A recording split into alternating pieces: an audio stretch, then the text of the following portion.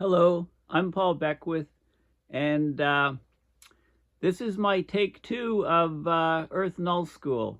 So it's a very useful climate weather tool to get all kinds of information about our global planetary climate and weather systems and patterns.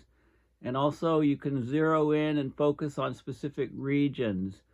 And in the last video, I talked about a couple different regions, one being the Hopi and the other one being the Cree, and I think I got about half of the stuff wrong about those groups. So I'm just going to talk about my own neighborhood as my local example in this video. So if you're not using Earth NullSchool, it's really time that you start using the tool.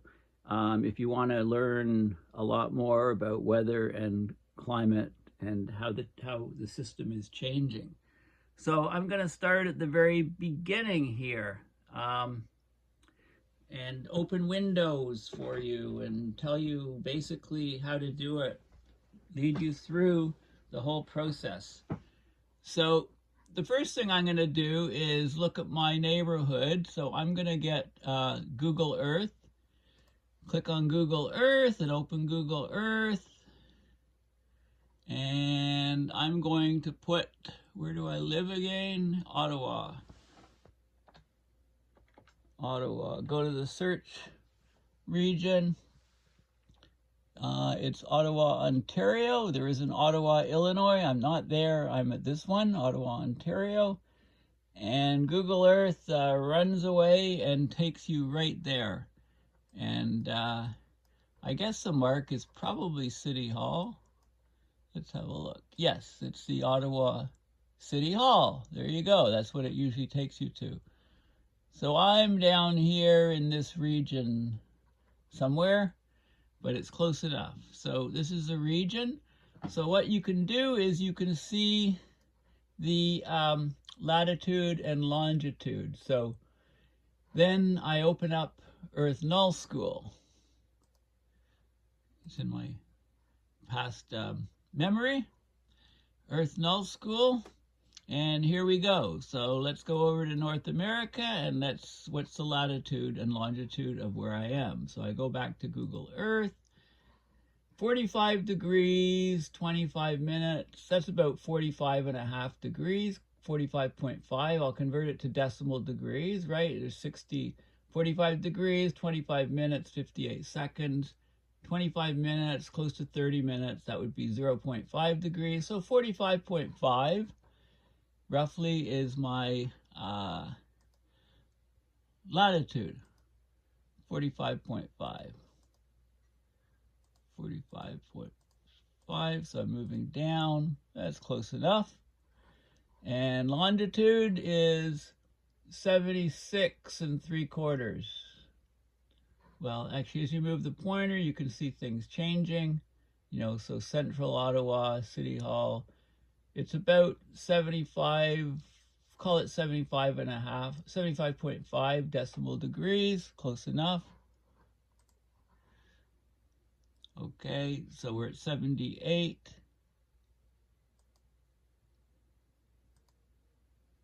77, 75.5,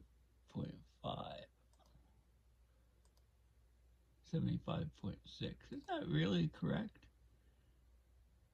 Okay, so anyway, I'm somewhere in this region. You can expand it if you want more accuracy, and then there's more sensitivity when you're moving this little mark around. But let's call it a day.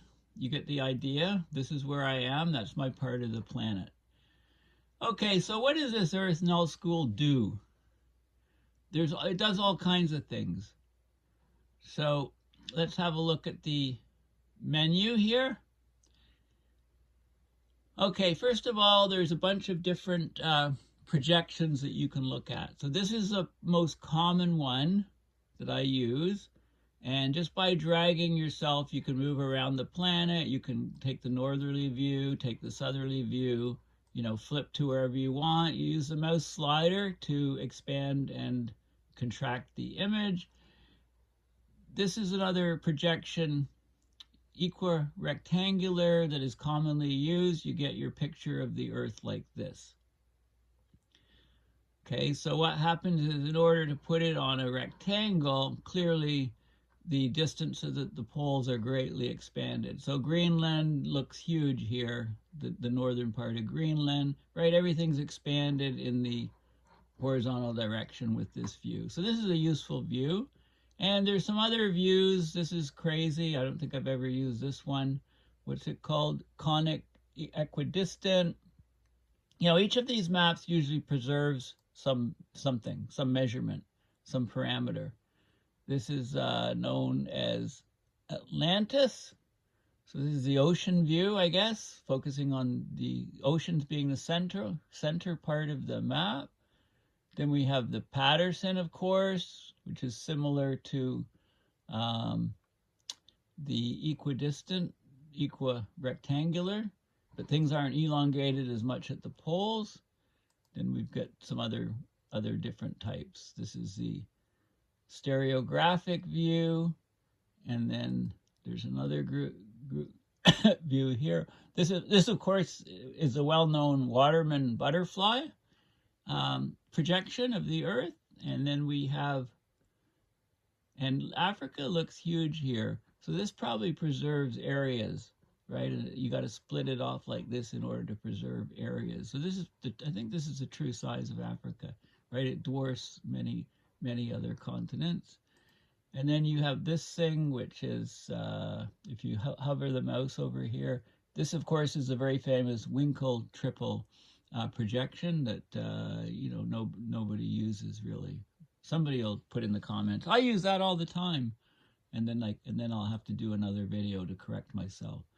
Okay, so let's stay in this view for the rest of the video. So here's the world, here's where I am.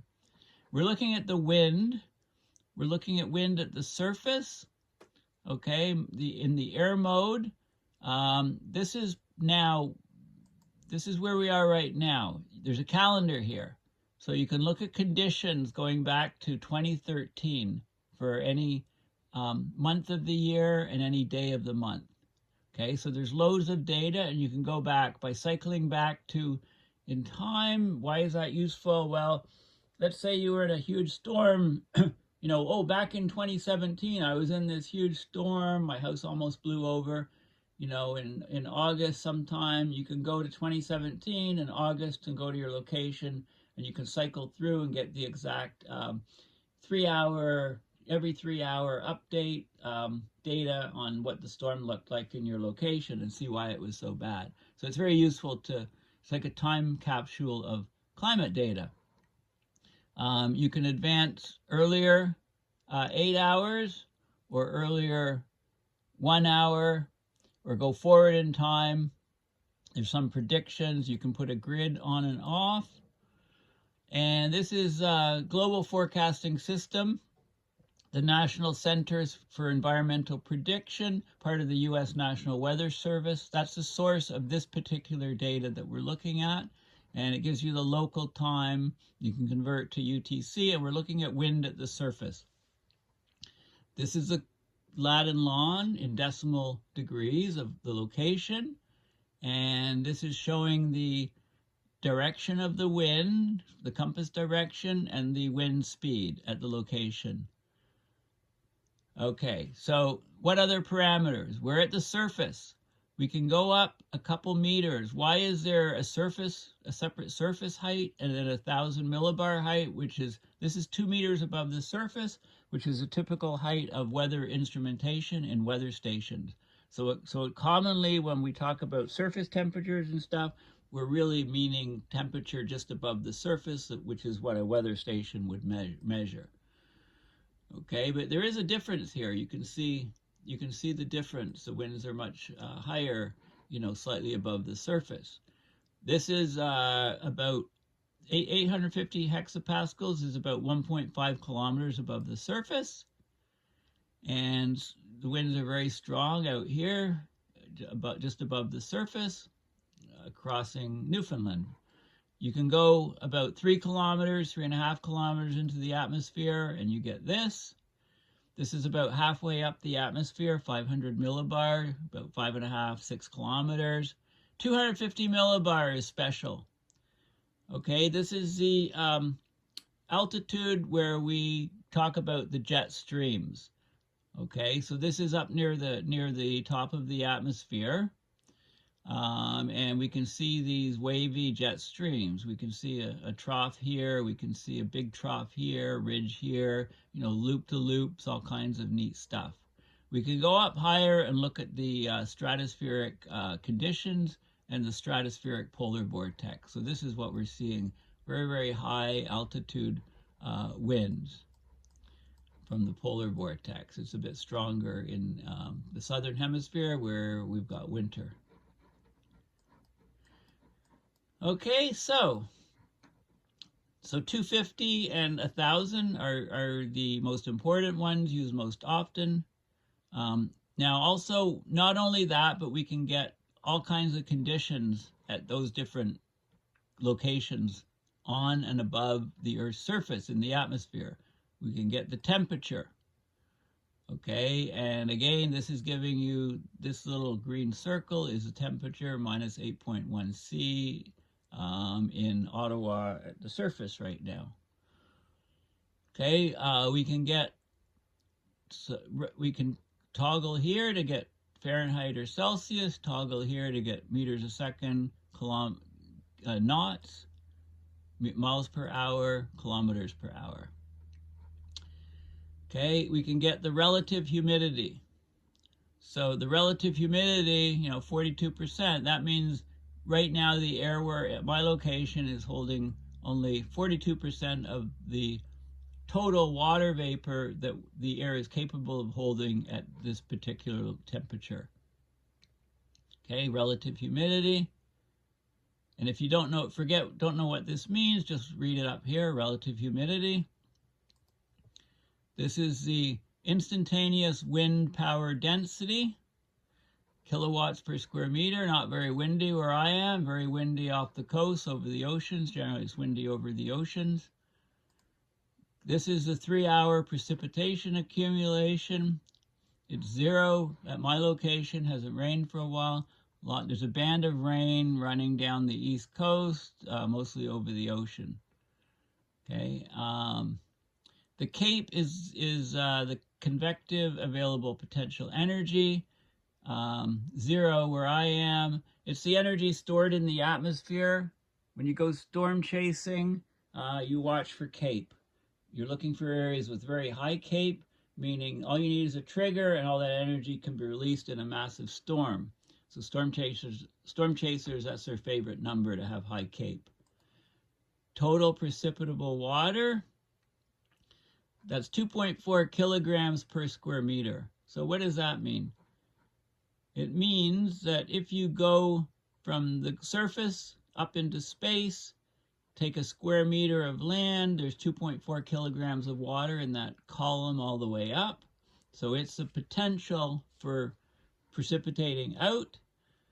The total cloud water is water contained within clouds. So you can see bright and colorful clouds here. The brighter you get, the higher on the scale, the higher the concentration.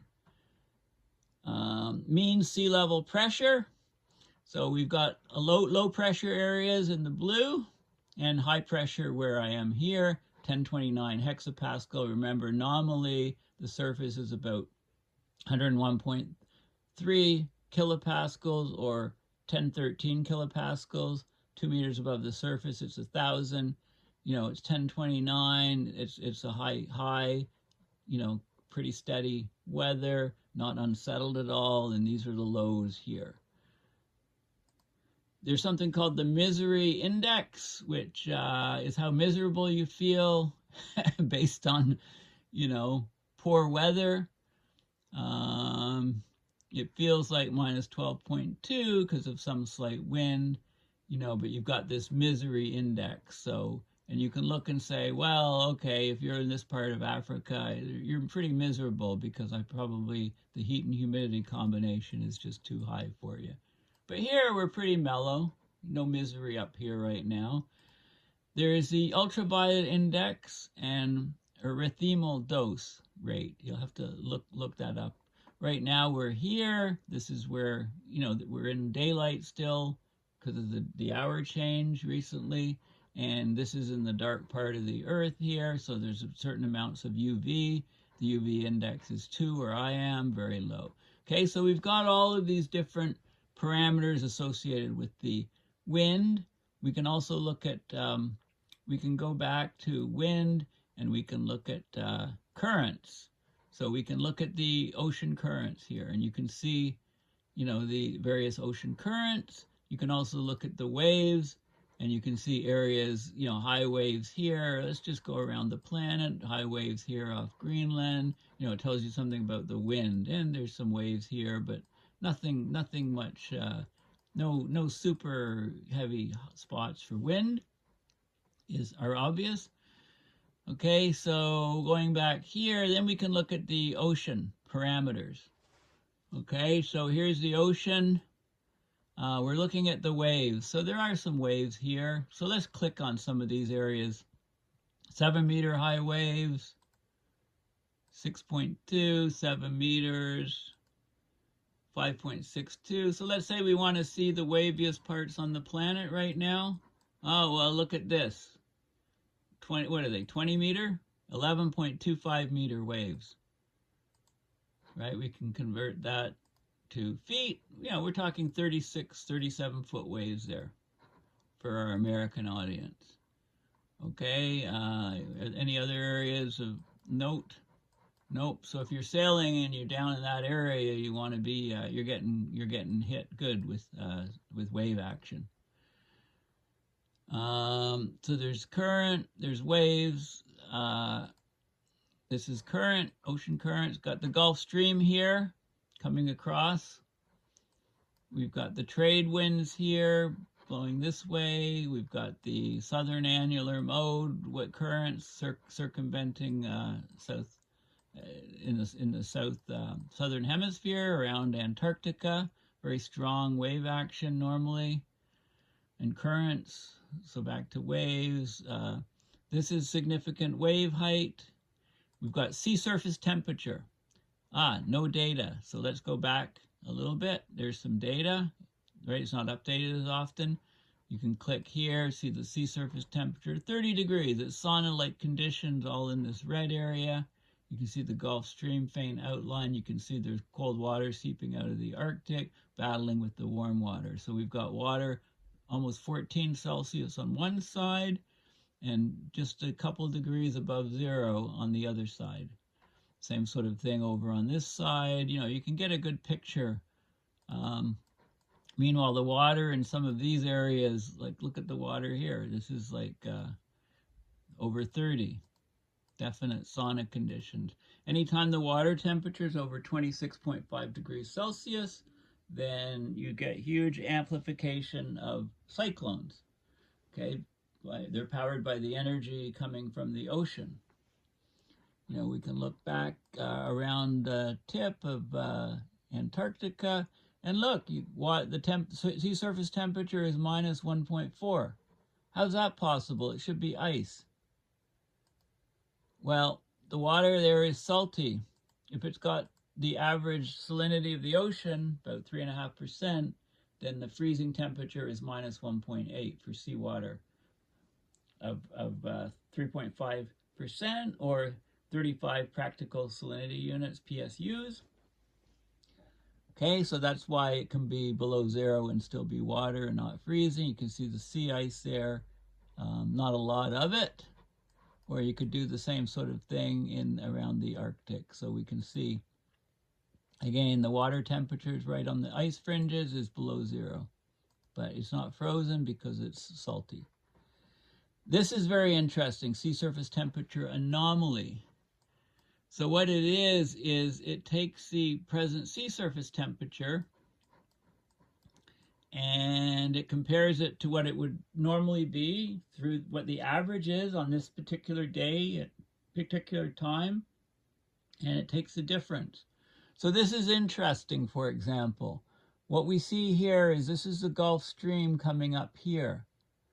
Okay, this is where it is right now, and it's actually shifted. Normally, it would be closer to the coast. It would be coming up in this blue area, but because it's shifted, there's a positive anomaly where it is now, and there's a negative anomaly where it has been traditionally in the past, right? So you can see all kinds of different things going on here. You can see how exceptionally cold it is off South America here. We've got an El Nino that's fading rapidly in this region. That would be shown more by sea surface temperatures here, right? The heat spreading all the way across, but it's starting to fade and weaken.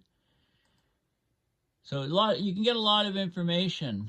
It's not just the Gulf Stream that appears to be further away from the coast, peeling away from the coast.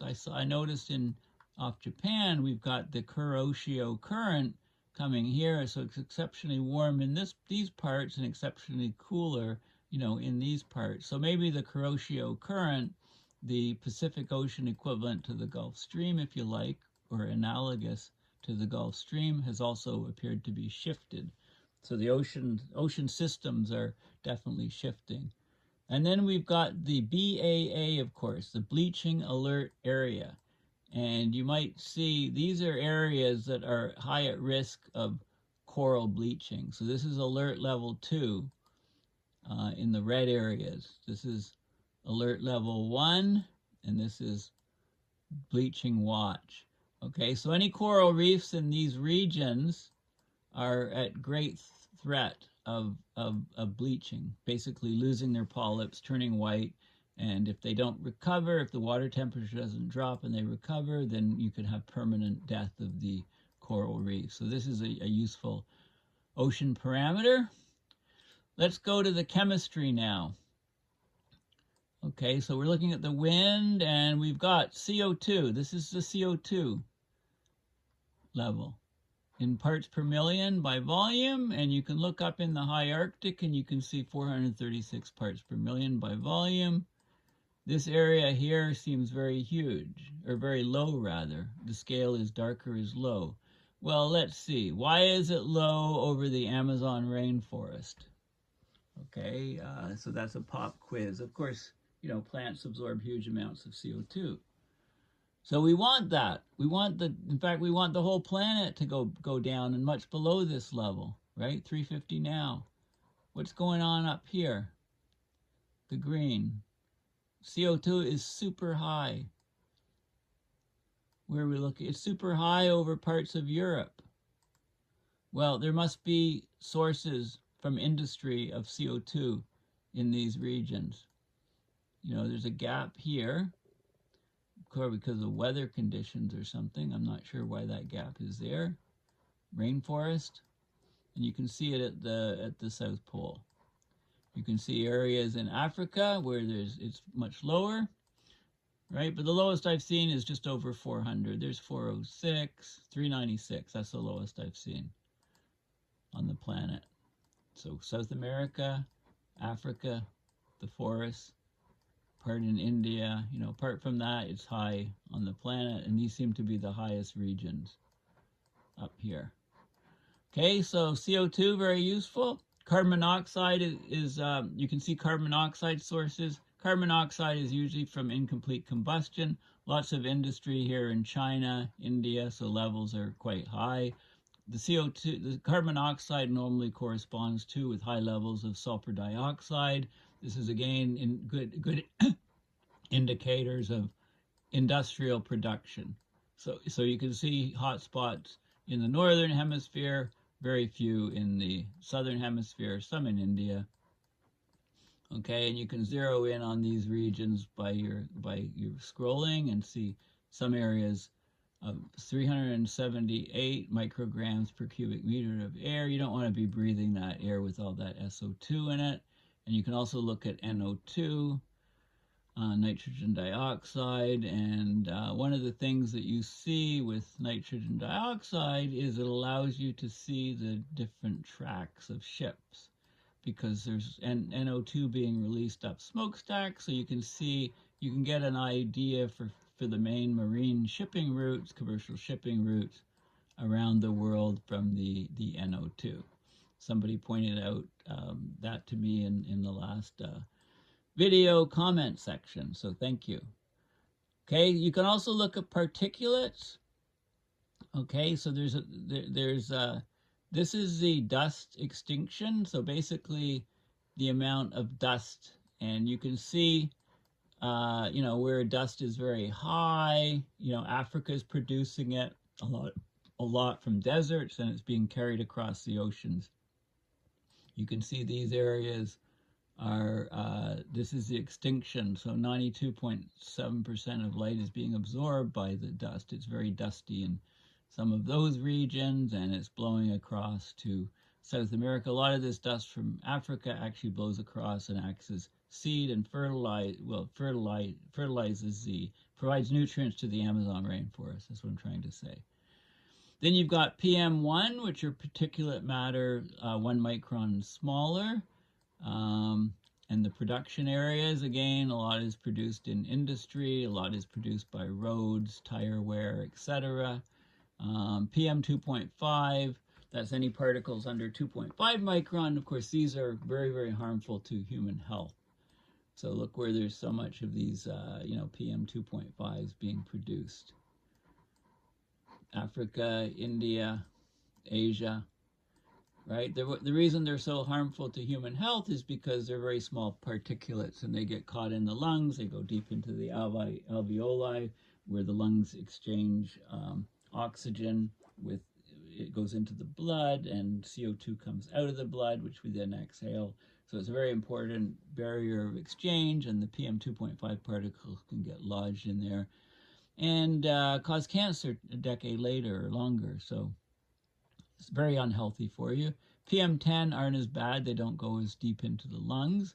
Of course, the concentrations of PM10 include the PM 2.5 and PM1 and so on. So, you know, look at the levels here. You know, the level of production is huge. Then you can get space. So what do you see here? Well, you get the aurora, the northern lights, and you get the southern lights. Right? You can see the extent of them and the brightness of them, you know, the visibility. This is the chance of them being visible, visibility percentage. Okay, so 40% in these regions. Then you can get the bio. Well, what's the bio? There's the BAA. That's the bio, that's the bleaching alert area, is the biology of the planet. Okay, so there's a lot of useful information here, right? So like I said, you know, you can zero in, you can get all this data from where you are on the planet. You can see, you know, do some try to go ahead in time and do some short-term forecasting, etc., etc. Okay, so this tool is basically, you know, you want to get a picture of the atmosphere, what's happening in your location or globally or whatever. You want to look at the Arctic, you want to look at the jet streams, you know, this is the place to go. So look at the jet streams, right? A ridge and a trough, you know, sorry, a trough here. You know, you got weird stuff going on this side. You've got this ridge here, trough here. You've got the jet stream split, splitting up and then recombining. And, you know, in the southern hemisphere, same sort of thing. All these loops and whirls and circles, you know, it's very fractured, very broken jet stream because the poles are heating much, much faster than the rest of the planet. You know, but cold poles, warm equator is necessary for the functioning of the jet stream, for it to operate and exist. Remember that about 2/3 of the heat that transfers from the equatorial regions to the poles is in the atmosphere and causes the motion of the air, temperature difference, gradients, causing the jet streams, the winds, which get converged into these pattern ribbons that circle the Earth, the jet streams.